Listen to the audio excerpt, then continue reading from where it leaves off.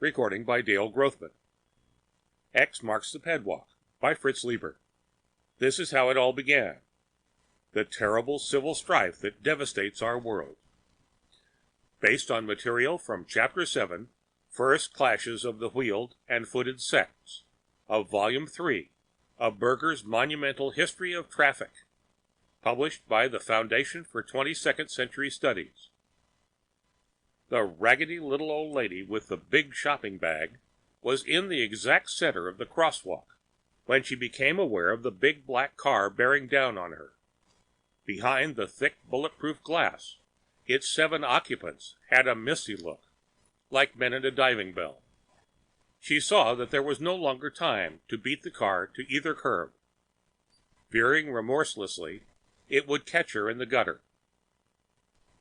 Useless to attempt a feint and double back, such as any venturesome child executed a dozen times a day. Her reflexes were too slow. Polite, vacuous laughter came from the car's loudspeaker, over the engine's mounting roar. From her fellow pedestrians lining the curbs came a sigh of horror. The little old lady dipped into her shopping bag and came up with a big blue-black automatic. She held it in both fists, riding the recoils like a rodeo cowboy on a bucking bronco. Aiming at the base of the windshield, just as a big game hunter aims at the vulnerable spine of a charging water buffalo over the horny armor of its lowered head, the little old lady squeezed off 3 shots before the car chewed her down. From the right-hand curve, a young woman in a wheelchair shrieked an obscenity at the car's occupants. Smith de Winter, the driver, wasn't happy. The little old lady's last shot had taken 2 members of his carpool. Busting through the laminated glass, the steel-jacketed slug had traversed the neck of Phipps McKeith and buried itself in the skull of Horvendile Harker. Braking viciously, Smith de Winter rammed the car over the right-hand curb.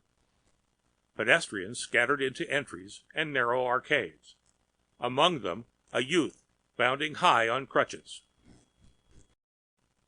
But Smith de Winter got the girl in the wheelchair. Then he drove rapidly out of the slum ring into the suburbs, a shred of rattan swinging from the flange of his right fore mudguard for a trophy. Despite the 242 casualty list, he felt angry and depressed. The secure, predictable world around him seemed to be crumbling. While his companions softly keened a dirge for Horvey and Phipps and quietly mopped up their blood, he frowned and shook his head. They oughtn't to let old ladies carry magnums, he murmured. Witherspoon Hobbs nodded in agreement across the front seat corpse. They oughtn't to let them carry anything. God, how I hate feet, he muttered, looking down at his shrunken legs.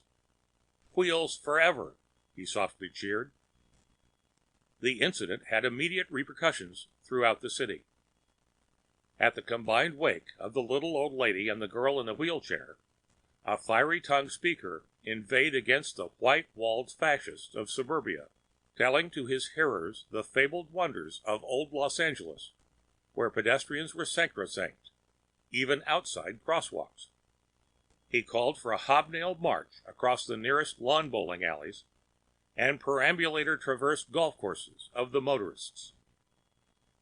At the Sunnyside crematorium, to which the bodies of Phipps and Horvey had been conveyed, an equally impassioned and rather more grammatical orator reminded his listeners of the legendary justice of old Chicago, where pedestrians were forbidden to carry small arms, and anyone with 1 foot off the sidewalk was fair prey. He broadly hinted that a holocaust, primed if necessary with a few tankfuls of gasoline, was the only cure for the slums. Bands of skinny youth came loping at dusk out of the slum ring into the innermost sections of the larger donut of the suburbs, slashing defenseless tires, shooting expensive watchdogs, and scrawling filthy words on the pristine panels of matrons' runabouts, which never ventured more than 6 blocks from home.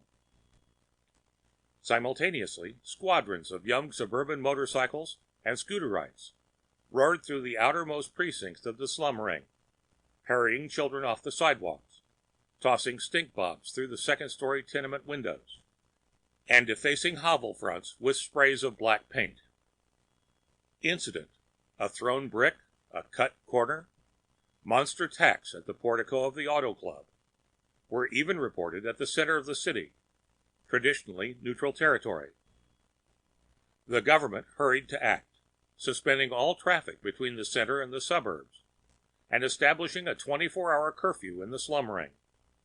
Government agents moved only by centipede car and pogo hopper to underline the point that they favored neither contending side. The day of enforced non-movement for feet and wheels was spent in furtive, vengeful preparations. Behind locked garage doors, machine guns that fired through the nose ornaments were mounted under hoods.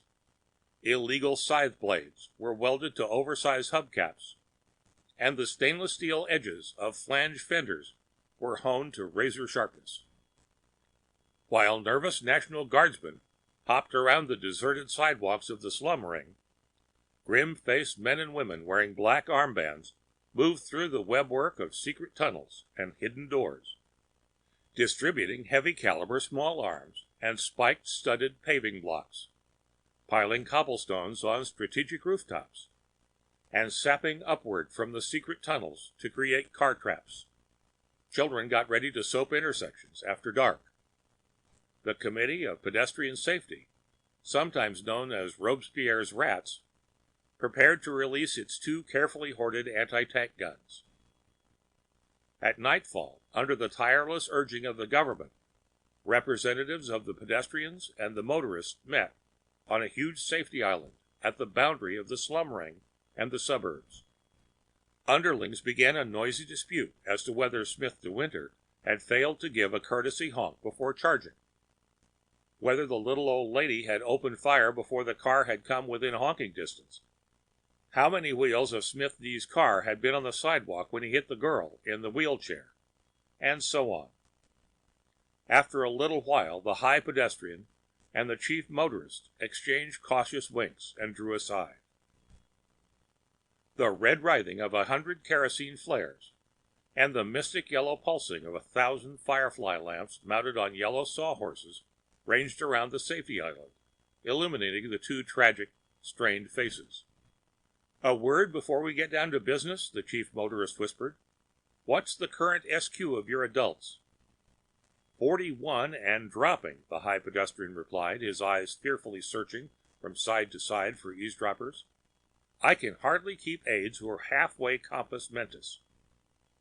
"Our own sanity quotient is 37, the chief motorist revealed. He shrugged helplessly. "The wheels inside my people's heads are slowing down. I do not think they will speed up in my lifetime." "They say government's is only 52, the other said, with a matching shrug. "Well, I suppose we must scrape out one more compromise," the one suggested hollowly. "Though I must confess there are times when I think we're all figments of a paranoid's dream." 2 hours of concentrated deliberations produced the new wheel-foot Articles of Agreement. Among other points, pedestrian handguns were limited to a slightly lower muzzle velocity and to .38 caliber and under, while motorists were required to give 3 honks at 1 block distance before charging a pedestrian in a crosswalk. 2 wheels over the curb changed a traffic kill from third-degree manslaughter to petty homicide. Blind pedestrians were permitted to carry hand grenades. Immediately the government went to work. The new wheel-foot Articles were loudspeakered and posted. Detachments of police and psychiatric social hoppers centipeded and pogoed through the slum ring, seizing outsized weapons and giving tranquilizing jet injections to the unruly.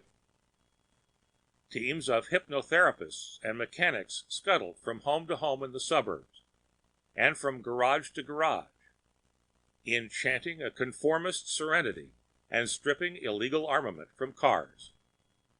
On the advice of a rogue psychiatrist who said it would channel off aggressions, a display of bullfighting was announced.